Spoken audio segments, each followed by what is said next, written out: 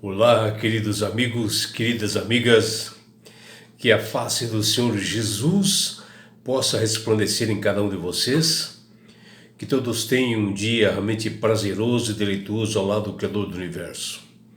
Vamos estudar a lição e hoje, segunda-feira, 26 de agosto, a lição 9, ela tem como título Uma árvore amaldiçoada e um templo purificado. E a lição de hoje está baseada no livro de Marcos, no capítulo 11, do versículos 12 até 26. E aqui o autor narra que Jesus, após ele inspecionar o templo ali de Jerusalém, ele viaja para Betânia. E lá ele dorme na casa de amigos e bem cedinho ele prossegue em sua caminhada junto com os discípulos e ele tem fome. E passando assim numa estrada, eles observam ao longe um campo onde lá se encontrava uma figueira frondosa, né, cheia de folhas. E ele foi até lá ver se nela tinha frutos, né, para eles se alimentarem.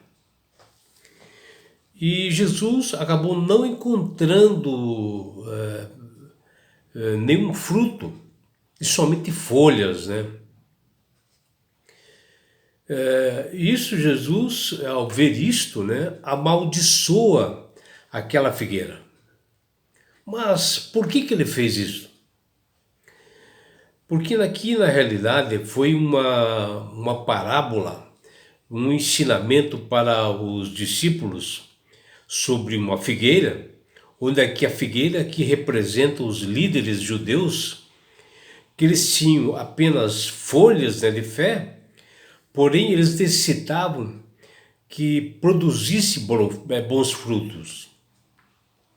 E quando os líderes judeus rejeitaram a Jesus como Salvador e Senhor, como o Messias vindo, eles não quiseram perdão.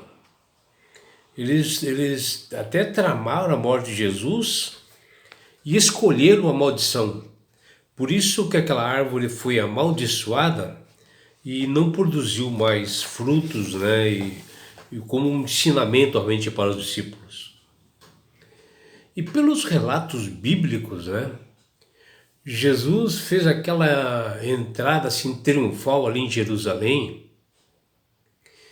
E ele foi para o templo, né, e ele observou tudo ao seu redor. Ele fez uma espécie de uma inspeção ali no templo, né? E ele, saindo dali, ele foi em direção de Betânia, onde ele passou a noite na casa de Lázaro, que era seu amigo, né, e de suas irmãs. E no dia seguinte, bem cedo, ele deu a caminhada com os discípulos, né? E ele teve fome. E junto com os discípulos, eles foram procurar frutas em uma figueira que eles viram assim ao longe, em um determinado campo lá, onde havia outras plantações, bem assim na beira da estrada. Mas a figueira, ela era somente frondosa, né? Cheia de folhas, e ela não dava frutos, justamente porque não era a época dela produzir. E eis que, de repente, assim, né, Jesus, em frente a essa figueira, ele disse: nunca, jamais coma alguém fruto de ti. Falando assim para a figueira. Está lá em Marcos capítulo 11, versículos 14. Ou seja, o Senhor amaldiçoou aquela figueira. E os discípulos ficaram assim surpresos, né, ao ouvir essas palavras do Mestre Jesus, sem saber o porquê da sua atitude. E a figueira, ao longo da história bíblica, né, é frequentemente usada como símbolo do povo de Israel e aparece no livro de Oséias, no capítulo 9, versículo 10, onde Israel ela é comparada às primícias da figueira nova. E Jesus foi até aquela figueira, que estava com bastante folhas, na intenção de comer alguns frutos, porque ele estava com fome, mas ele tentou achar frutos precoces, né? Porque não era a estação adequada para que ela pudesse produzir. Você pode até estranhar, né, a ação de Jesus e de seus discípulos, né? Dele tentar pegar frutos de uma figueira que tinha dono, né? Porém, na época, existia uma lei, né, dos judeus que permitia tomar algum fruto do vizinho desde que ele estivesse com fome. E era o caso, né, de Jesus, que está lá em Levíticos capítulo 19, versículo 9.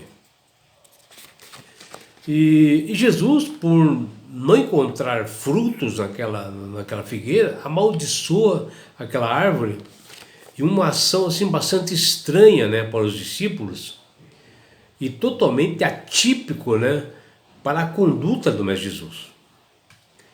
E Jesus e os seus discípulos deram sequência à sua caminhada em direção ao templo, lá em Jerusalém, e entraram. E o Mestre vê algo assim, e purifica aquele templo, e estava assim, no pátio ali do templo, vários vendedores, cambistas, né, compradores, e todos que compravam e vendiam se encontravam ali para vender justamente ovelhas, cabritos, para o sacrifício ali no templo, né? E com a autoridade divina,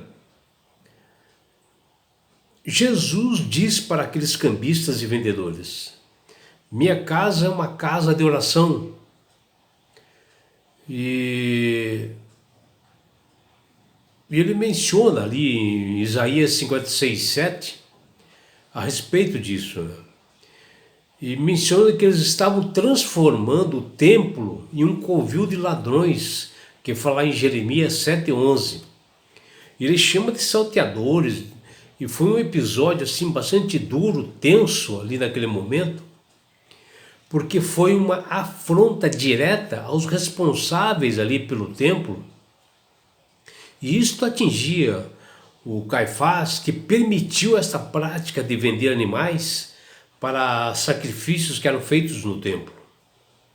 E então, no fim daquele dia, após o culto extraordinário, a purificação do templo, Jesus e seus discípulos deixaram a cidade. Está lá em Marcos 11:19. E ele passando pela manhã no dia seguinte, os discípulos observaram que naquele mesmo caminho eles já haviam passado, aquela figueira amaldiçoada, ela estava totalmente seca, desde a raiz, que diz lá em Marcos 11:20. E o apóstolo Pedro lembrou do ocorrido e falou com Jesus e disse: mestre, eis que a figueira que amaldiçoaste secou. Está lá em Marcos 11:21. E Jesus responde a eles: tende fé em Deus, porque em verdade eu vos afirmo que se alguém disser a este monte, ergue-te e lança no mar, e não duvidar no seu coração, mas crer que se fará o que se diz, assim será com ele. Está lá em Marcos 11:23. E eles dão uma sequência, ele diz o seguinte: por isso vos digo que tudo quanto em oração pedirdes, crede que recebestes, e será assim convosco. Jesus nos dá uma lição assim, essencial nessa parábola, quando ele amaldiçoa, né, a figueira. que ela aparentava ter frutos de longe, mas chegando perto não tinha frutos. E Jesus nos ensina que não basta nós parecermos piedosos ou religiosos, o essencial é produzir frutos reais através de uma vida transformada pela fé. Assim como a figueira sem frutos foi amaldiçoada, aqueles que apenas aparentam piedade ou aparentam ser bons cristãos, mas não demonstram ter frutos do Espírito de Deus, do Espírito Santo, podem se encontrar em uma posição delicada diante do juízo final, do juízo divino. E Marcos, que é capítulo 13, versículo 28, também nos dá a resposta sobre uma outra parábola, né? Sobre também uma figueira, que nos diz, aprendei, pois, a parábola da figueira. Jesus disse, aprendei, pois, a parábola da figueira. Quando já os seus ramos se renovam e as folhas brotam, sabeis que está próximo o verão. Está lá em Marcos 13, 28. Assim também vós, quando virdes acontecer essas coisas, sabeis que está próximo às portas. Em verdade eu vos digo que não passará esta geração sem que tudo aconteça. Está lá em Marcos 13, versículo 30. E ele continua, passará o céu e a terra, porém minhas palavras não passarão. Que está lá em Marcos 13, versículo 31. Aqui Jesus já estava mencionando que ele exerceria um juízo contra a cidade de Jerusalém. E assim, de certa forma, anunciando também para os discípulos a futura destruição da cidade de Jerusalém. E Mateus fala esta mesma parábola que eu havia mencionado primeiramente, sobre a figueira. Mateus coloca ela junto com o capítulo 24, Mateus 24, sobre o sermão escatológico, né, que Jesus fala para os seus discípulos, mostrando os sinais da sua segunda vinda. Ou seja, sobre esses sinais dessa segunda vinda que aconteceria pela importância da parábola da figueira. E é por isso, meu amigo, minha amiga, que Deus tem falado com todas as pessoas para aceitarem a Jesus como Salvador e Senhor. Porque a partir do momento que você aceita Jesus como Salvador e Senhor, você passa a ser uma pessoa sábia, de entendimento. Saberá que Jesus, através das coisas que estão acontecendo nesse mundo, ele está vindo. E não é só isso. Quando você aceita Jesus como Salvador e Senhor, você passa a manusear melhor as escrituras, tem entendimento, porque o Espírito Santo trabalha na sua mente.